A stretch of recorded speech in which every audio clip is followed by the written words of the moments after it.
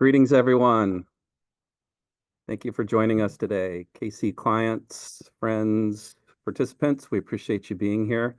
We're really excited for this webinar. We're excited to have Jen Flood, the State Budget Director, joining us today. It's particularly timely given that the state budget was just released last week.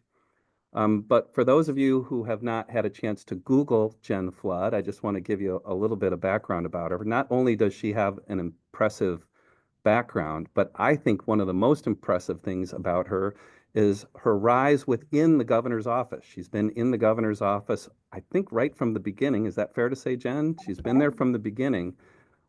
She was most recently, before she was the state director, she was the deputy chief of staff, and listen to this list of responsibilities. She ran legislative affairs, federal affairs, appointments, community engagement, and scheduling. And as everybody on this webinar knows, state government is a vast place, and to be an effective and efficient governor, you have to have good people at top. And Jen Flood is certainly one of them, judging by the fact that she started there and she's all the way now at the state budget office. And I know from personal experience, not only is Jen smart, but she's also pleasant and, importantly, accessible and willing to have conversations, which we always appreciate. So Jen, thanks so much for being here. I'm going to go ahead and turn it over to you and let you run through your slides. For those who want to ask questions, there is a Q&A button at the bottom. I'll be monitoring that throughout Jen's presentation. So please feel free to put questions in the Q&A section, and we will get to that at the end of the presentation. So Jen, thanks a lot for being here. Take it away. Thanks, Dave. Thanks for having me and for making me blush. We've got a really amazing team in the governor's office and the state budget office and across government that I have the pleasure of working with, who help do all of the work to make this come together. So appreciate that, and appreciate you and Melissa and the rest of the Kelly Cawthorn team for having us to talk a little bit about the governor's budget, and for being such great partners in Lansing, as we share a lot of common goals. So I'm going to talk a little bit about the governor's budget, and then happy to do some Q&A. And we're going to test my tech skills here as I try to share the deck. Bear with me.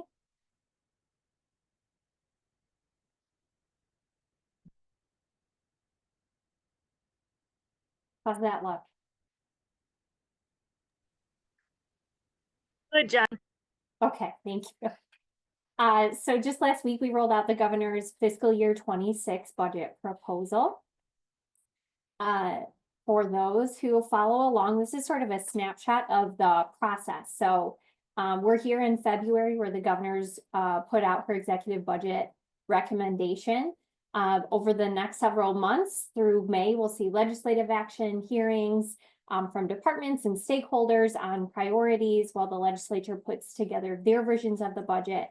In May, essentially the state's economists from executive and legislative branches come together and say, okay, here's our revenues, here's how much we actually have to work with. Sometimes that's adjusted up, sometimes it's adjusted down, and then we get to the nitty-gritty and hammer out any differences that we might have. Hopefully by the end of June. There's a statutory deadline that the legislature finish budgets by July 1st. That's what we're all aiming towards. The constitutional deadline's a little bit later, September 30th, but I'm optimistic we can get this done yet this summer. There's a lot of schools and local governments across the state that have a July 1st kickoff to their fiscal year. So it's best when Lansing can get budgets done, so folks know the resources that they have to work with. The next section here is sort of our behind the scenes budget development process. That's been one of my favorite things in coming to the budget office, is getting to see all of the work that goes into developing the budget recommendation. And then it gets crammed into like a 1-hour presentation in February, but we actually kick off the process working with the governor's office and our agencies in September. Big picture, look at the budget. This year's budget that we proposed is $83.5 billion. Of that, 42% is federal, and this has been a topic of interest as of late. So I did just want to drill down into that a little bit. The federal funding that comes through to Michigan, I'm sure many folks have been following the news out of Washington, D.C., both the administration and the courts on federal dollars. And a lot of folks have taken a look at their budgets and programming and what could possibly be impacted.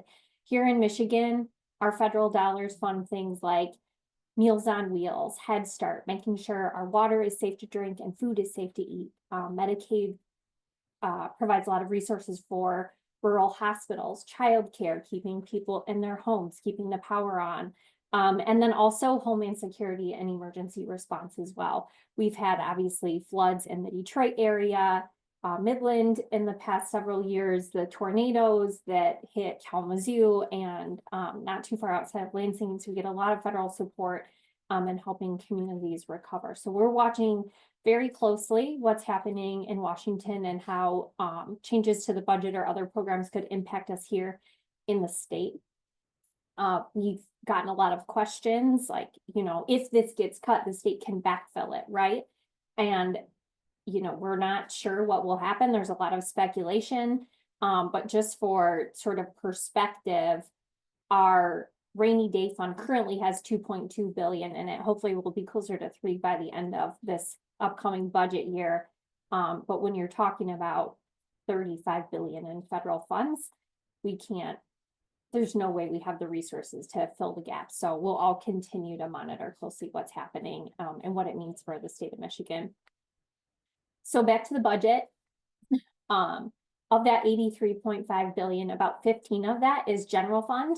And when you dig, that's where a lot of our focus is. So the rest of the budget is either federal or restricted fund. We don't have a lot of discretion. So we think of general fund as where we have our more discretionary spending. About 80% of that funds healthcare, protection of vulnerable adults and children, public safety, and higher education. This is a snapshot of the size of the general fund over time since the governor's taken office. You can see when you adjust for inflation, it's been relatively flat. We had a couple interesting years, surges of one-time dollars coming out of Washington, D.C., but we've remained relatively flat when adjusted for inflation, about 11% increase over the last 6 years. Wanted to highlight our efforts on fiscal responsibility. The rainy day fund will have more than doubled after fiscal year 26 since the governor took office.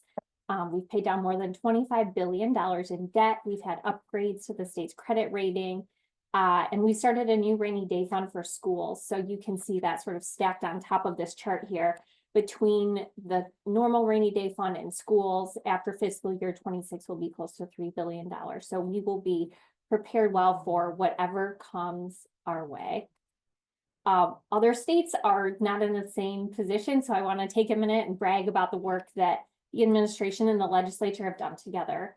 I have conferences with my colleagues across the country a couple times a year, and other states are not in the same position as us. So we've got just a couple headlines.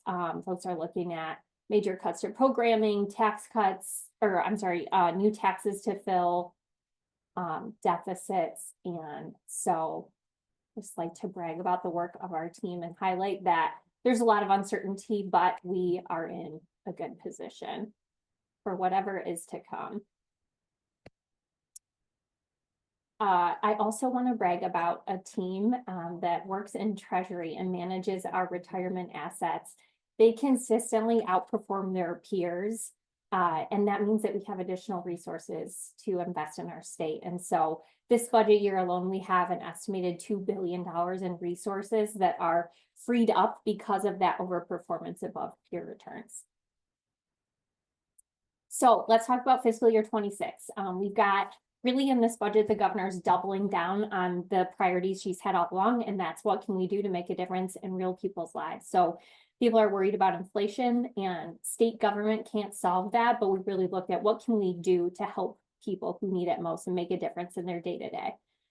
Creating jobs and economic development, getting smart on education, supporting seniors, and making government work better. On lowering costs, this budget continues the working families tax credit, also known as the EITC. This puts money back in families' pockets who are working and need a hand up. We continue to invest in affordable housing with $25 million for MISHDA pilot program, where we're partnering with employers who are trying to find housing for their employees and doing a match. So if an employer wants to put in 200,000 to help support new employees finding apartments, we'll match that. If it's 5 million, we'll match that too. And Director Hovey has some really creative programs that she's rolling out over at MISHDA. We're going to cap the test fees for low-income students on AP tests. So high school students who are taking AP classes can afford to take the test and transfer that credit towards a higher degree. We've got a new water affordability program, making another deposit into the post-secondary scholarship fund, which supports our community college guarantee, as well as up to $27,000 towards a 4-year degree. Supports for families with young children as well. We're focused on making healthcare more accessible. So this budget proposes increasing the Medicaid spend down threshold. So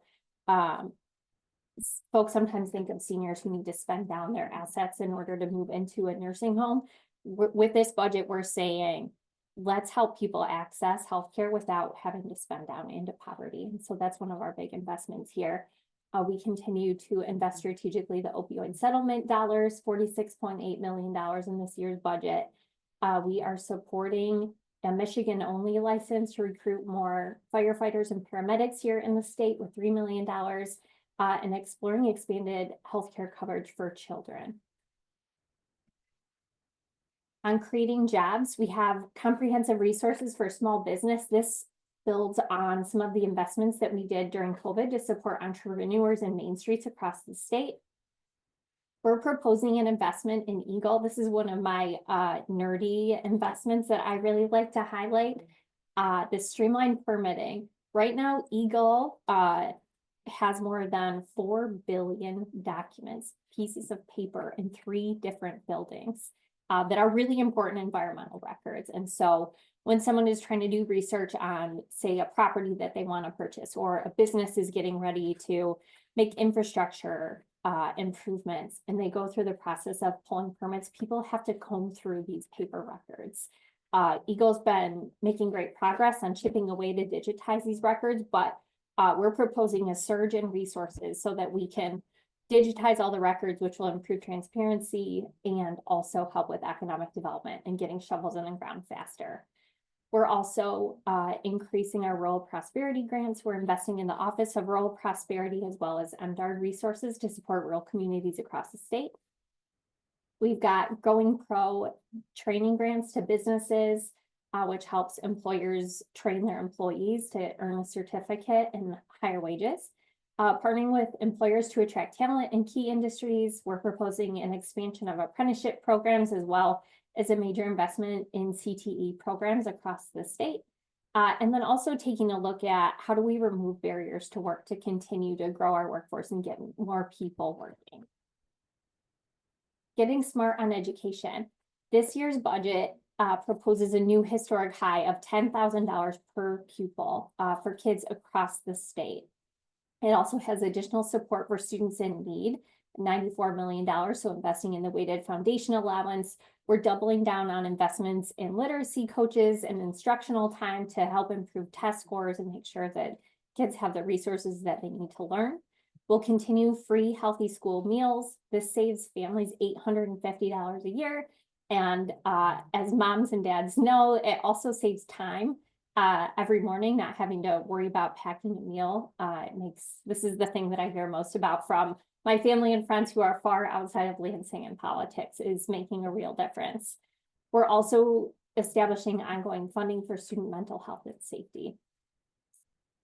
Along with the historic investment in dollars into the classroom, we're also proposing the governor's SMART education proposal, students, metrics, and results with transparency. So let's invest at record levels and also make sure that we're offering extra support to schools that need it and students that need it most. We've got resources for high impact tutoring, evidence-based curriculum, and investing in proven strategies. We've got incentives for improvement in literacy and math scores. And we want to help schools engage with parents about how dollars are being spent and how students are progressing.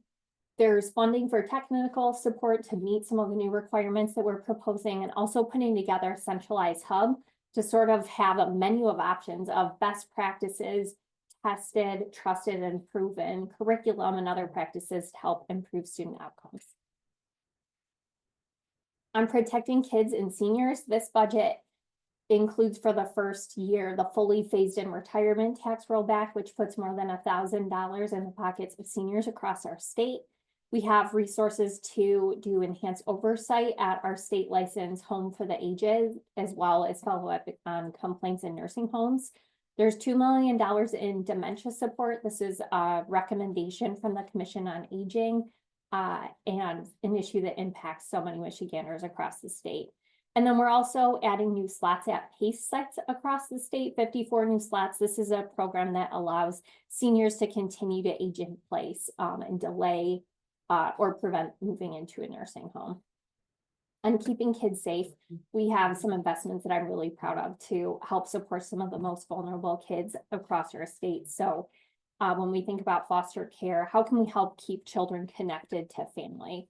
Let's improve safety placement and permanency, improve adoption support, and then also support children as they exit the child welfare system into adulthood. On leveling the playing field, just a couple of things I want to highlight. We're continuing to invest in juvenile justice services, tribal legal assistance, expanding My Able eligibility. This is a really great program that Treasury supports that allows Michiganders with disabilities to save without impacting their eligibility for benefits, as well as improving financial literacy. And then I'll brag about my colleague, Director Washington, who's done some incredible work in the space to reduce recidivism. We have some additional supports there. Let's provide Medicaid to support reentry. And so before an incarcerated person is released, making sure that they have access to healthcare so they can continue prescriptions that they need, have a primary care physician, and not have a gap in healthcare access. We've got additional resources for problem-solving courts, peer recovery coaches, transitional housing, and then expanded success services. On infrastructure and the environment, this budget includes general fund to make sure that we draw down all of the available federal dollars. We have a study for new road funding options, installing EV chargers across the state, and another record investment in clean drinking water. There's 50 million one-time and 30 million ongoing to invest in water infrastructure across the state.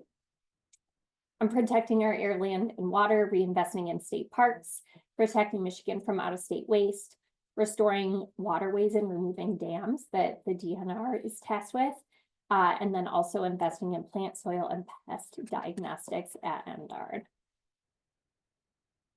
I want to talk about roads for just a minute. The governor earlier this week rolled out another long-term road funding proposal. And so just a snapshot here, I've got a graph that shows our projected condition of state-owned roads without new funding. You can see going back to 2018, we had between the governor's Rebuilding Michigan program and some of the one-time resources that came from the federal government, we've had a lot of orange barrels across the state, but without a long-term comprehensive plan, you can see how that graph trails down in terms of the forecasted condition of our roads. Like I mentioned, since 2019, between Rebuilding Michigan and the federal resources that came in, we've invested $28.6 billion. But there's more work to do. And so the governor rolled out her My Road Ahead plan, which incorporates a couple different components. One of the things that I know we in Lansing have heard a lot about is how do we make sure all of the taxes that are paid at the pump go to the roads? So this proposal will redirect the sales tax on gasoline to make sure that everything we pay at the pump goes into roads. It increases big tech and wealthy corporations' contributions to invest another $1.6 billion in roads and infrastructure. We're saying that, you know, if there is a willingness to generate new revenue for road, we're willing to take a close look at state government and how can we find another $500 million in resources. And then let's close the loophole that has exempted marijuana from the wholesale tax to generate more revenue for the roads. So this plan puts together $3 billion and improves roads while protecting commuters. It invests $1 billion in new revenue for local communities to fix neighborhood roads, and it also includes $250 million for transit to support local bus service, which we know is important for workforce economic development and increasing our population, because this is something that young people are looking towards. On protecting and defending Michiganders on public safety, the budget includes a $75 million public safety trust fund. We've got a 4% increase in revenue sharing, victim support services, an additional $20 million to support organizations across the state, as well as resources for MDARD to make sure that we are prepared for and able to mitigate biosecurity threats like the bird flu. We are recommending upgrading infrastructure at Selfridge to continue to grow our defense industry, proposing a new state veteran cemetery in Crawford County. We've got mental health resources for public safety at DHHS, and then also increasing the resources for first responders with cancer, which we were able to identify a funding source for back in, I think it was 2019, but we have claims coming in and want to make sure that we have the resources to support them. We have some great investments for making government work better, modernizing legacy IT systems. So how real people interact with government, how are we utilizing the technology of the 21st century, maintaining our state-owned spaces and buildings, looking at self-insuring some of our state-owned facilities to save taxpayer dollars, continuing to invest in the court case management system, which Scale has been implementing across the state. And then one exciting investment that we made with some of the federal resources a couple years ago was building a new state-of-the-art state psychiatric hospital, adding beds, and we are ready for the move. So that should happen in fiscal year 26, and we've got the resources to make that transition in this budget. Here's our contact info. My friend Dave Ladd knows how to get a hold of us. And so with that, I'm happy to stop talking here and open it up for any questions. Thanks, Jen. I appreciate your slide talking about the development of the budget. I don't think a lot of people realize that an $83 billion budget actually requires months and months and months of extra work. Can you give us a little more detail on that and some of the things that you've observed of that process? Because I think people would appreciate knowing some of the behind the scenes stuff with some more detail. Sure thing. It's a massive effort. And I always say, you know, people think of budgets, I think sometimes as numbers in spreadsheets, but it's really, to me, a statement of values and priorities. And so we kicked off internally the planning for fiscal year 26 last July, before the fiscal year 25 budget was signed. It starts in the budget office, and we really take a look at, you know, what are some of the threats facing our state? What are some of the opportunities? We work with the governor's office on what are the priorities going to be for the next year? You know, what are we invested in now? What's working? What could be working better? Are there things we're doing that we don't need to do anymore? Really start to zero in and define some of the major priorities.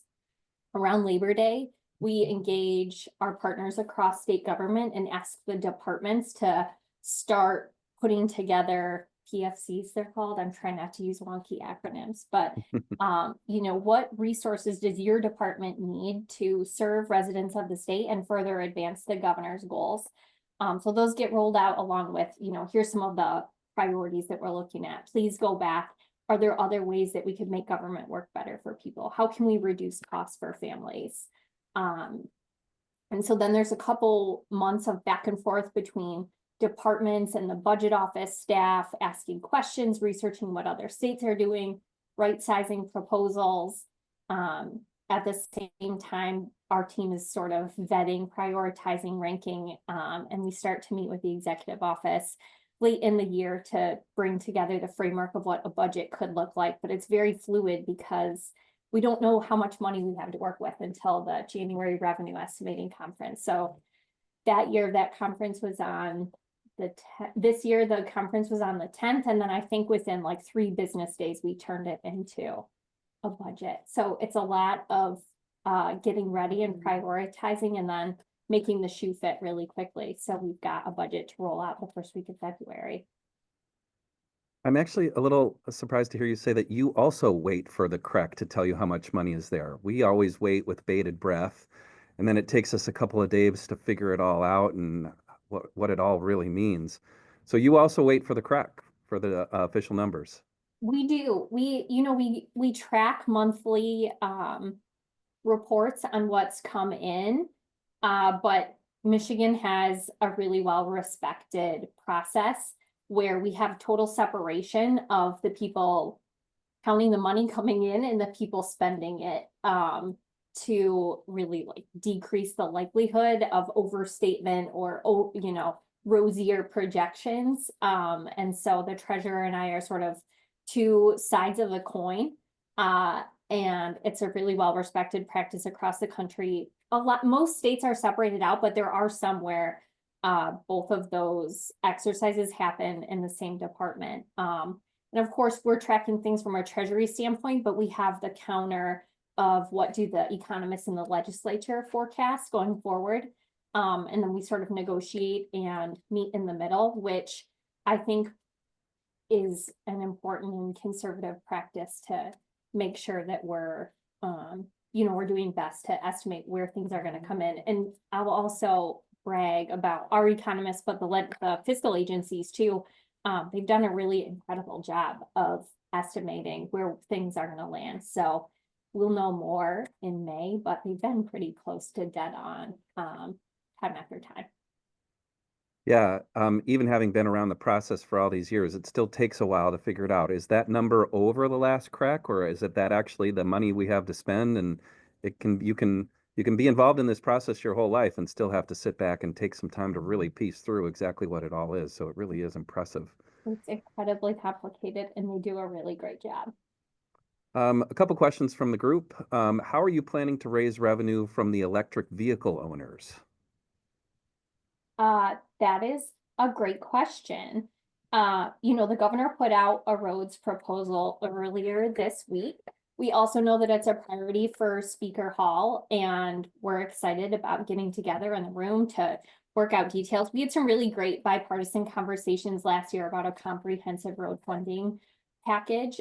It didn't get across the finish line in December, but we are picking those back up. And I think, there's a lot of different options that are out there on the table. I wasn't part of the 2015 roads deal, but I do know that that included some changes for electric vehicle owners. I think a higher registration fee each year as we continue to make the transition to more fuel efficient vehicles. And, whether folks are transitioning to EVs or hybrids, we're going to have to take that into consideration in how we have a long-term sustainable road funding solution. It feels like 2 of the key components of the debate will be sales tax on gas and how do we replace that revenue. And thank you for offering a solution to that. But also just new revenue in general feels like it's going to be quite a bit of the center of the debate. What are some of the other revenue generators that you've identified in the plan? I remember going back to 2019 and talking about a roads plan and working with the constituent services office in the governor's office, and we had like a handwritten letter of someone suggesting pot for potholes. And so as we were working on the plan that was rolled out this week, that came to mind.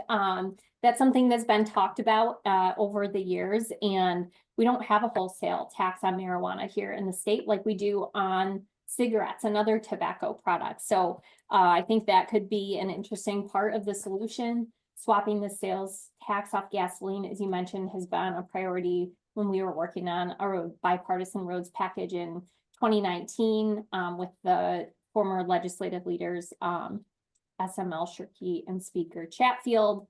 And so I think that's an important and interesting part of the mix. The world has also changed, and I think of the number of deliveries that come to my house post-COVID, whether it's groceries or Amazon or Grubhub.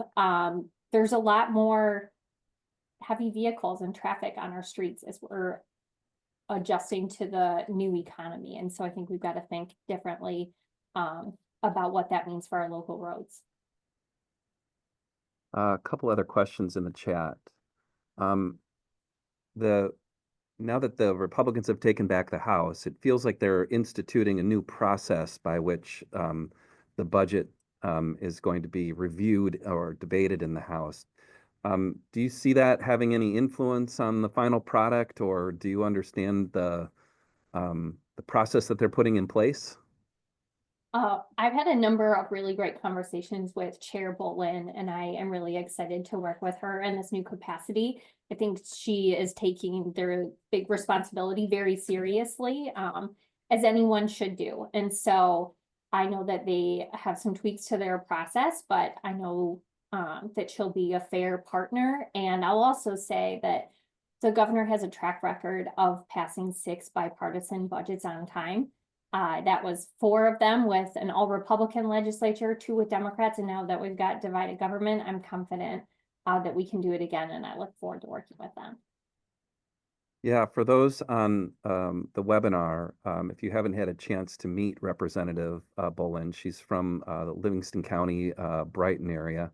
I agree with you, Jen. She's going to be, I think, a good steward of the appropriations process, and certainly is going to be has a good personality to fit that that role and responsibility. Another question from the group. The Michigan budget has a 42% federal component. How does this compare to other states, especially states that have influential positions in the federal Senate and House of Representatives? That's a great question, and I wish I had a detailed answer to it. I'm not sure how we rank. I do know that, according to some of the most recent information, I've seen that Michigan is a donor state. And so we Michigan residents are sending more to Washington, D.C. than we're getting back. And that's why it's more important than ever that we fight to bring those dollars back home. We saw a couple weeks ago with the announced freeze of dollars and then the pause on the freeze, just how many people and programs are impacted across the state. And I think sometimes government can feel nebulous to real everyday people, but all of the potential implications of some of those changes, I think, are bringing to light how many people those programs touch.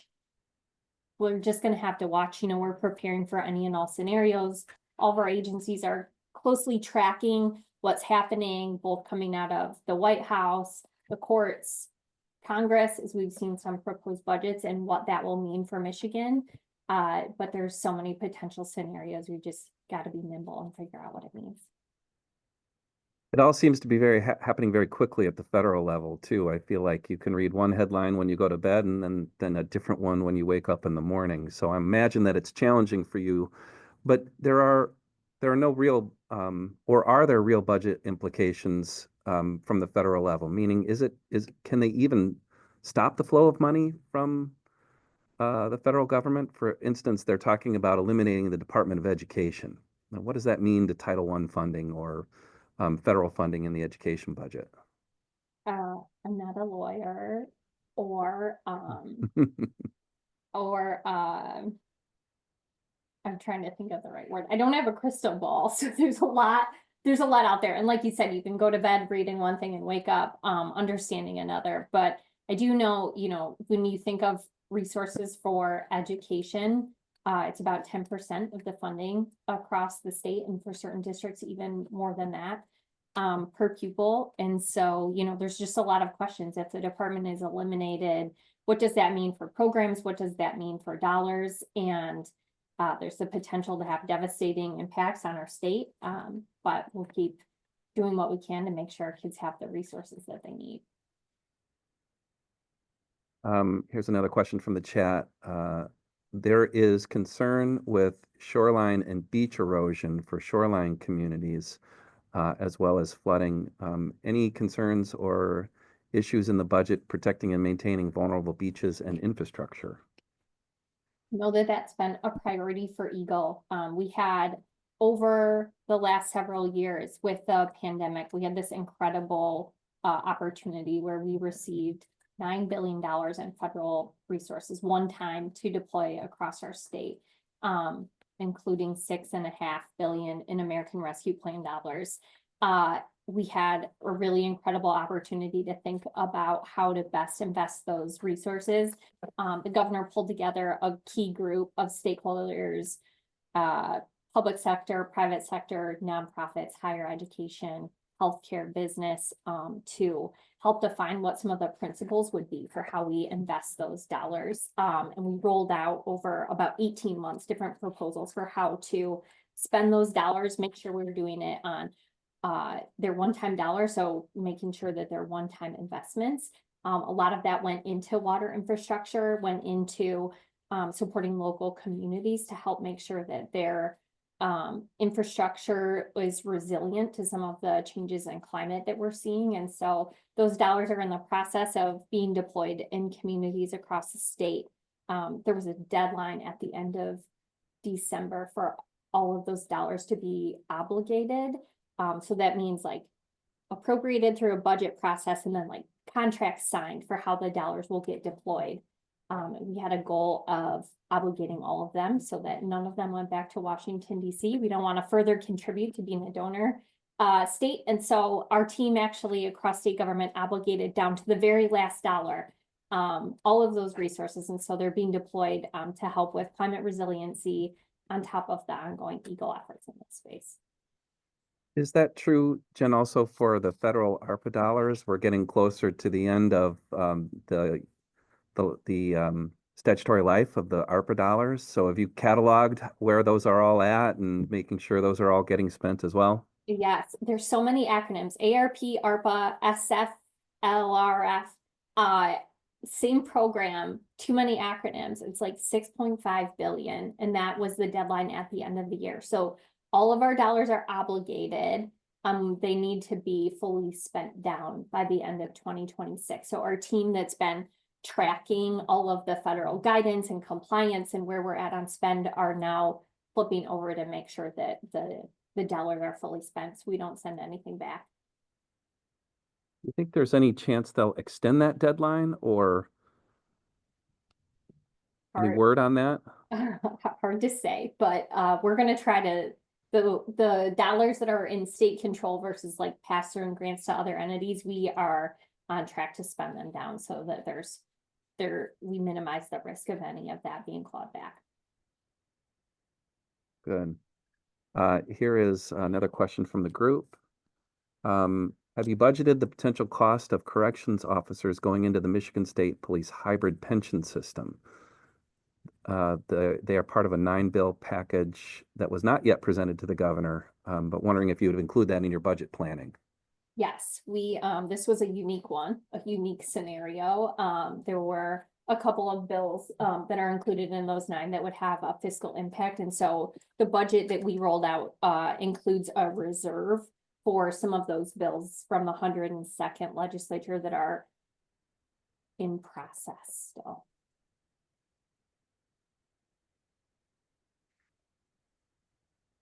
And we want to thank you for taking the time to do this. We really appreciate it. We really appreciate the time, energy, and effort it goes into building this budget. The stress that goes into presenting it. You did a great job last week presenting the budget. Now, before we let you go, why don't you tell us just a little bit something about you personally? Just tell us about your family quick before we let you go. Oh, sure. That's an easy one. I've got 2 kids and they are both budget babies. My son, I was due at the end of September, so right at the end of the fiscal year, and then my daughter was born a few days after January crack. So they're now 1 and 3. They're both on the wait list for universal pre-K, and we're counting down the days for that transition out of childcare. Good plug. That was very seamlessly done. Very well done. Yeah, and they're wonderful. And your husband? He's been around the Capitol. Some folks might know him, but we live here in East Lansing and are proud to be a part of Team Whitmer, and all of the work that all of you do to make our state a better place. Well, thanks so much for your time, Jen. We really appreciate it. We hope you enjoy the rest of your day. Thanks everybody for participating. We hope you have the Good Friday and enjoy your weekend. So thank you very much. Thank you so much. Take care.